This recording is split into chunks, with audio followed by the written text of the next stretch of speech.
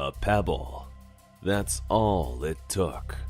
Daniel Lewison, or Blue, as he's known by his friends, found his voyage through the stars to deliver supplies to a colony towards the Alpha Centauri vector, coming to a sudden and complete halt.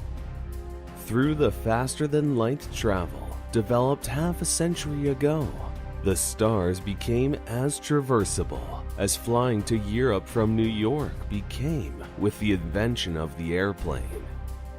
Just like the gremlins threw a wrench into the plans of the first airmen, space, the infinite expanse, has its own plans. That, as humans go, there is no chance for opposition. There's something on radar. Incoming. Its trajectory is going to intercept our path. Can we evade it? Brace for impact. 3, 2...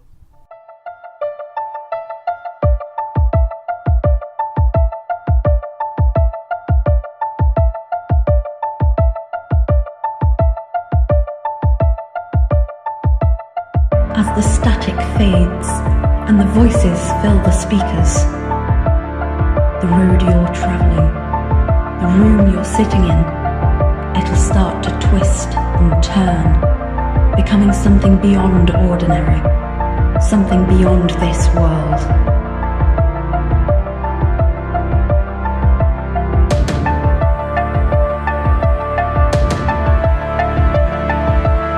Join us as we travel beyond the stars, deep underground, or in the innermost depths of the human mind.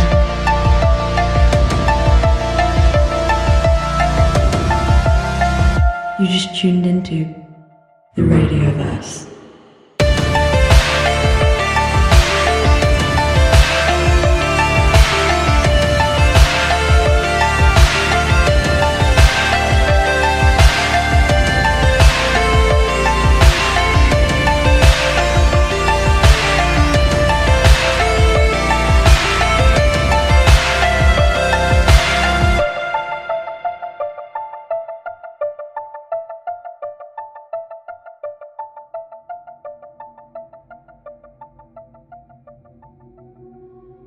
Damn! A pebble which fell off a comet that was drawn in by the gravitational flux of Blue's faster-than-light drive hurtled at speeds so immense they couldn't be measured. As the pebble impacted the wing of the ship turned. Instead of its exit vector in Alpha Centauri, the ship was drawn into something else. Something with a stronger gravitational pull. Can you shut these damn lights off? Core processor damage. I'm unable to reroute the circuitry to... Do I look like an electrical engineer? English! I can't access that part of the ship. Great. Any other good news? A spray hisses out into his face as the ship dives into a spin. Ah! I lost all control of the gravity well and the navigation system. We need to stop this. You'll need to. Manually. Drop the attitude. I'm on it. Blue disengages the seatbelt. He slowly drifts into a spinning cockpit. Red light flashing with an alarm sounding. Blue closes his eyes and reaches for a gravity hook. The ship spins him as he slowly climbs the ladder. His stomach was almost ready to empty. Once he grabbed onto the emergency brake and pulled on it. I'm going to be sick. Not inside me, you're not. Blue pulled on the switch. The lights turned off. The ship comes to a halt, throwing him against a wall. Gah! Ow! Be more careful. Shut up and do a reboot. Don't be bossy. No! Blue slowly gets up, grabbing at his sides. The ship's lights turned off as he slowly floats. The only light he can see is the glass view past the pilot's chair. There was an absence of light, just a few stars in the distance. but they seemed warped somehow. Where are we? Where did all the lights go? The lights slowly came back into life. Nav, are you there? I'm here. Give me a break. My processors are all fried. Where are we? No information. Did you do a scan? Did I do a scan? Yes, I did a scan. What happened? Did we lose anything? How's the cargo? Intact, but the rear thruster and gravity well are malfunctioning, and we're moving. Fast. How's that possible? Look out of the window. What do you see? My scanners aren't picking up anything. I don't see anything. Then there's no sun or planet pulling us in. No, I don't see anything. It's pitch black out there, except for a few lights in the distance. We're picking up speed. Nav? Nav! Where are we? We're on an event horizon. For the love of... We're heading towards a black hole. The gravity came back into the cabin. Blue fell. He didn't even seem to notice. He mouthed the words, but didn't react. A black hole. At an alarming pace. We need to call for help. How? Do you even hear yourself? Radio waves are light waves. Nothing can escape a black hole.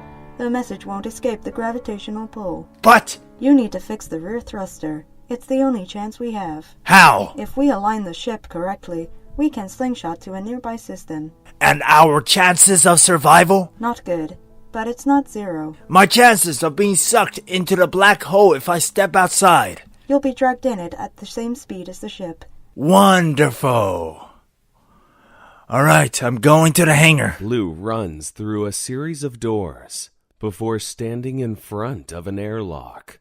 Leaving the ship in a spacesuit, he feels the tethered cable slowly unthreading as he watches the air escape from the room, slowly floating.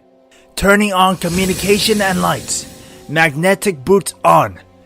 How am I coming in? Barely breaking up. Wonderful. Blue, can you hear me? Yes, somehow. Where do I need to go? I'll mark it. Blue floated out on the edge of the ship's hull, the tether connecting him to the ship as he slowly climbed out. His boots set down, magnetically sealing, as he started to walk. Every step was slow and difficult. He felt something akin to air on the outside of his suit, pulling on him like a tornado. Looking up, he saw the infinite darkness. It spread around him. There was an edge of a circle of light, like a corona surrounding the edge of his vision. Like an aurora or rainbow, it flashed every single color, constantly changing, growing more and more distant with every second. He saw the lights falling into the darkness, like shooting stars. I've never seen anything like it before. Get a grip of yourself. Keep moving forward. But it's so beautiful. We'll die. Blue reached for the golden red light that seemed to stretch out endlessly. Before his tethered pulled on his back, he closed his eyes, shaking the thought from his head. What was I doing? That's right. Alongside the hull, there were two lights that kept flashing with every step forward. Two more lights would light up.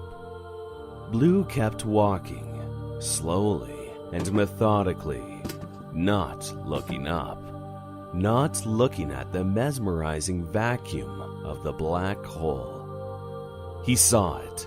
Just in time, the lights vanished, being drawn into the black hole.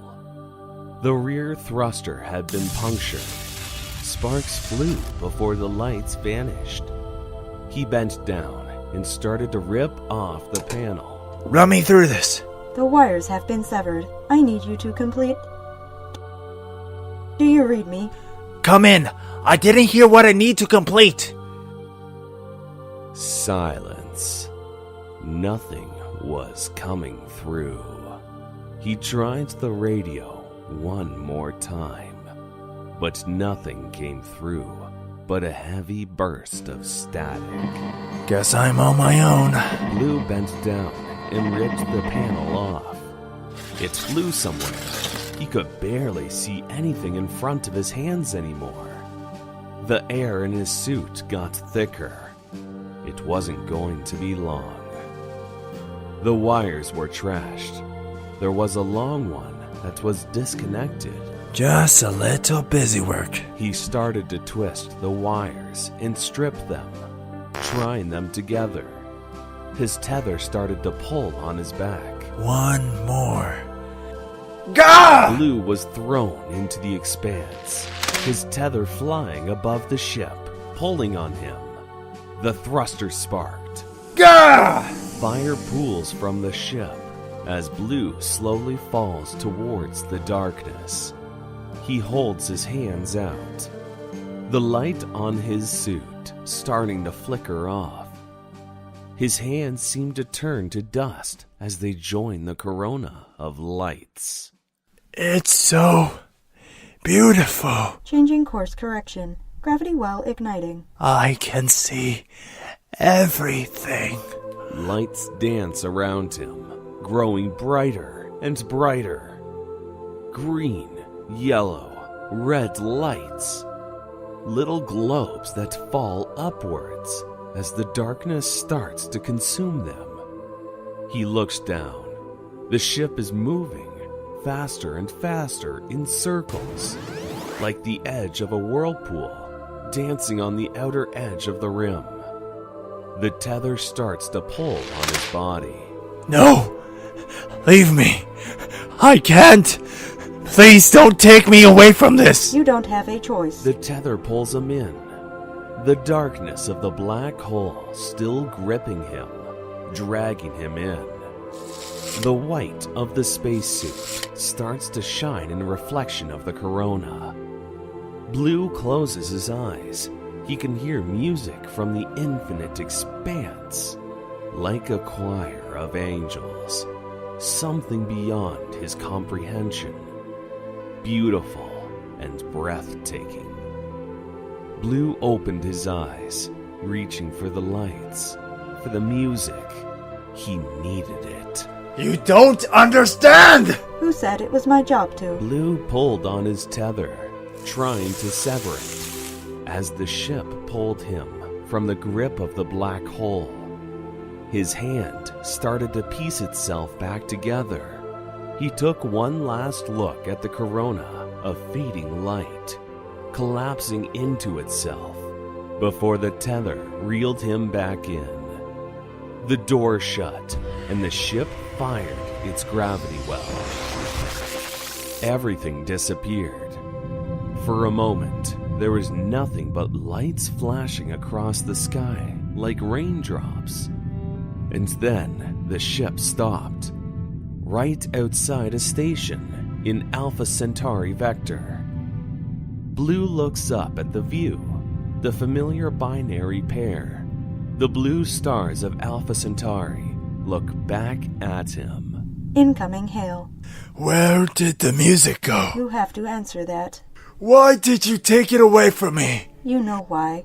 We have a job to do. It was so beautiful. Incoming call. I'll take it. A young woman appears through a holographic projection right in front of Blue.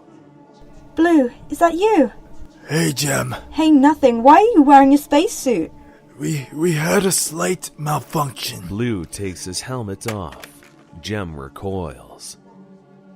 What happened to you? We almost fell into the black hole. A black hole? You look so old. Nav computer, what's his status? He was out in it, almost deconstructed by the event horizon. Blue feels his face. Wrinkles where his face was once youthful. Thin hair where it was thick. And sunken, tired eyes. Blue, where are you going? Bill bangs on the side of the cockpit, over and over again, crying and laughing.